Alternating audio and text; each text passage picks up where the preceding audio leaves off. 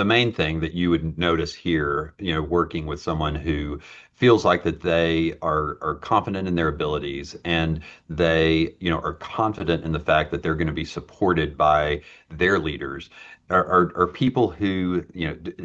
to a to a certain extent will take risks, but will also offer ideas and will offer innovative ideas. Mm. Uh, it is generally the person that is closest to, a particular uh,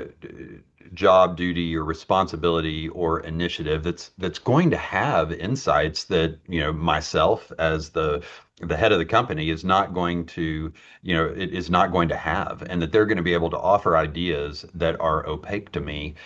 just because I don't have the same day-to-day interactions or visibility to what they do. So if they're not confident or they, don't feel supported, they are not going to offer, those innovative ideas or fresh or new ideas or better ideas. They're going to be, much more trepidatious about stepping outside of the norm or,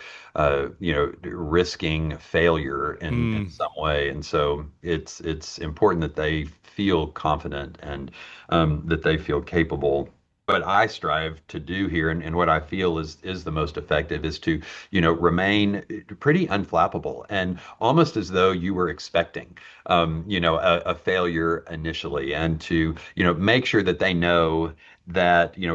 if they really were fully engaged and they, did everything that they should have up to the point of implementation of that, and it has not been successful, that listen, it was an experiment, and if we hadn't done it, we would never have known that, and the next experiment we do, it may be the greatest thing that we've ever done as an organization. But for us not to react or overreact, in such a way that is going to discourage, future risk or future experiments, from them is